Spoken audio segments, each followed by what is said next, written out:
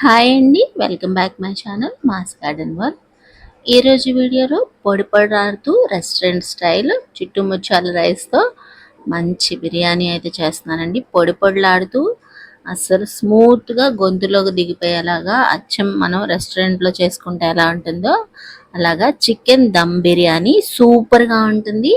మంచి కొలతలతో చక్కగా మంచి అరోమాతో అన్ని పక్కా కొలతలతో మనము రెస్టారెంట్ స్టైల్ చికెన్ బిర్యానీ దానిలోనే సింపుల్గా చికెన్ ఫ్రై కూడా ఎలా చేసుకోవచ్చో మంచి మంచి టిప్స్తో నేను వీడియో అయితే చేశానండి. వీడియో లాస్ట్ వరకు చూడండి, ఒక లైక్ అయితే కంపల్సరీ ఇవ్వండి. ఇప్పుడు మనం ఏం చేద్దామంటే ముందుగా చికెన్ని పసుపు ఉప్పు వేసి క్లీన్ చేసేసుకుని ఒక అర స్పూన్ పసుపు, ఒక రుచికి సరిపడినంత ఉప్పు, అల్లం వెల్లుల్లిపాయ పేస్ట్, కారం, గరం మసాలా, సన్నగా తరుక్కున్న నిలువుగా తరుక్కున్న ఉల్లిపాయ, కొత్తిమీర, పుదీనాకు, ఒక మనము గంట ఉంటుంది కదా నూనె వేసుకునే గరిటె, దాంతో దాన్ని ఫుల్గా ఒక గరిటె నూనె కూడా యాడ్ చేసుకుని ఒక్కసారి కలిపేసుకున్న తర్వాత ఒక చెక్క నిమ్మరసం కూడా యాడ్ చేసుకోవాలి.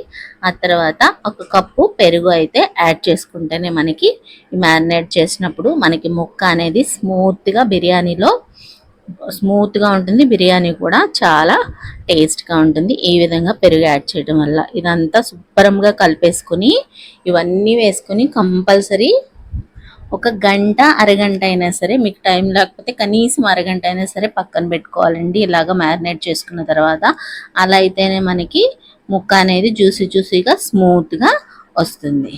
ఇప్పుడు దీన్ని మూత పెట్టేసి పక్కన పెట్టేసుకున్న తర్వాత స్టవ్ మీద ఒక బాండీ పెట్టుకొని, ఆ బాండీ మనకి తడిగా ఉంటుంది కదా, ఆ తడి అంతా ఆరే వరకు కొంచెం వెయిట్ చేయండి. అలా వెయిట్ చేసిన తర్వాత ఆయిల్ వేసుకుంటే మనకి ముఖం మీద పడకుండా చిందకుండా ఉంటుంది.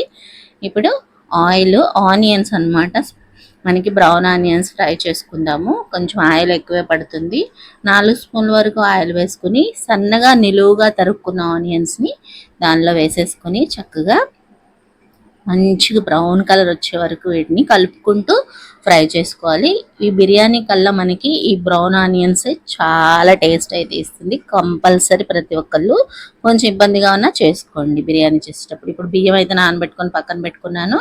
ఇప్పుడు చెక్క, లవంగాలు ఒక గిన్నెతో మనం ఇప్పుడు రైస్ బాయిల్ చేసుకోవడానికి ఒక స్టీల్ గిన్నె అయితే తీసుకున్నాము. ఒక 5-6 లోటాల వరకు నీళ్ళు యాడ్ చేసుకొని చెక్క, లవంగాలు, బిర్యానీ ఆకు, యాలకులు, జాజికాయ, జాపత్రి, సాజీరా కూడా యాడ్ చేసుకుని పుదీనా, కొత్తిమీర, తర్వాత రుచికి సరిపడినంత సాల్ట్, అల్లం వెల్లిపాయ పేస్ట్, ఒక స్పూన్ వరకు ఆయిల్ యాడ్ చేసేసుకుని బాగా తెల్లగాగి మరిగిన తర్వాత ముందుగా నానబెట్టి ఉంచుకున్న కడిగి ఉంచుకున్న రైస్ అయితే దీనిలో యాడ్ చేసుకోవాలన్నమాట. బియ్యం యాడ్ చేసేసుకుని బాగా తిప్పుకుంటూ ఉడకనిచ్చి స్ట్రైనర్తో ఉడకట్టేసుకొని ఒక 80% వరకు ఇది ఉడికిపోవాలండి. కంపల్సరీ 80% ఉడికిపోయిన తర్వాత స్ట్రైనర్తో దేవేసుకొని నేను ఒక గిన్నెలో అయితే వడగిన్నెలో వేసుకొని పక్కన పెట్టుకున్నాను.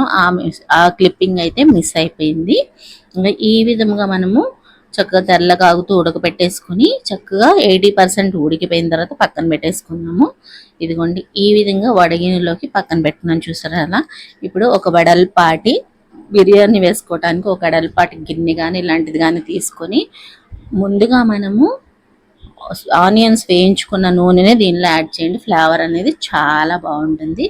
ఇప్పుడు ఒక 5-6 పచ్చిమిర్చి, మ్యారినేట్ చేసి పెట్టుకున్న చికెన్ కూడా యాడ్ చేసి మనకి అన్నంలోంచి గంజిలాగా వస్తుంది, అది పారిపోయకుండా దీనిలో గిన్నె కడుక్కొని యాడ్ చేసుకుంటే మనకి చికెన్ అనేది ఉడకడానికి జ్యూసీగా రావడానికి ఉపయోగపడుతుంది. ఆ గంజి కంపల్సరీ ఉంచుకోండి ఒక 2 గ్లాసుల వరకు.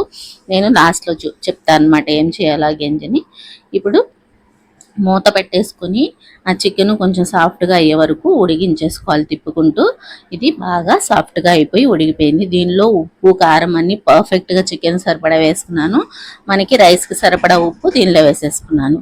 ఇప్పుడు మనకి అది ఉడుకుతూ ఉండగా కొంచెం చికెన్ తీసుకున్నానండి ఫ్రై కోసం. అదే మ్యారినేట్ చేసి పెట్టుకున్న చికెన్లో 2 స్పూన్ల శనగపప్పు, 2 స్పూన్ల కార్న్ఫ్లోర్ వేసేసుకుని కలిపేసుకుంటే మనము ఫ్రై అనేది కూడా చేసేసుకోవచ్చు. సపరేట్గా మ్యారినేట్ చేసుకోవాల్సిన అవసరం అయితే లేదు.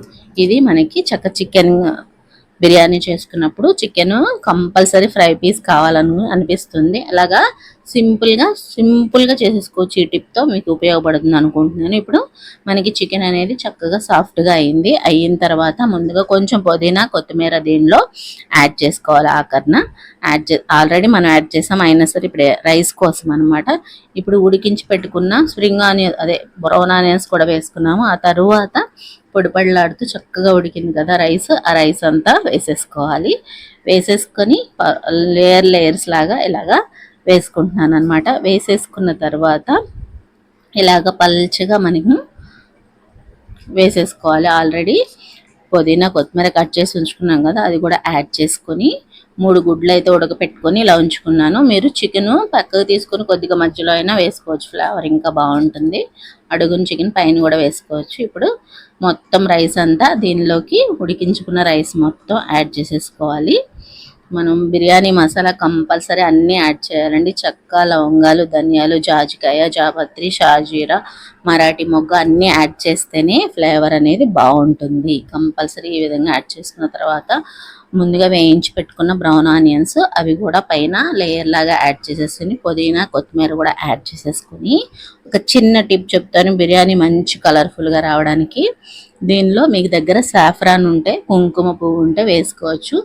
లేకపోతే కూడా చక్కగా కొంచెము నెయ్యిలో పసుపు కలిపేసుకుని ఈ విధంగా యాడ్ చేసేసారంటే మంచి కలర్ఫుల్గా బిర్యానీ అయితే సూపర్గా ఉంటుంది.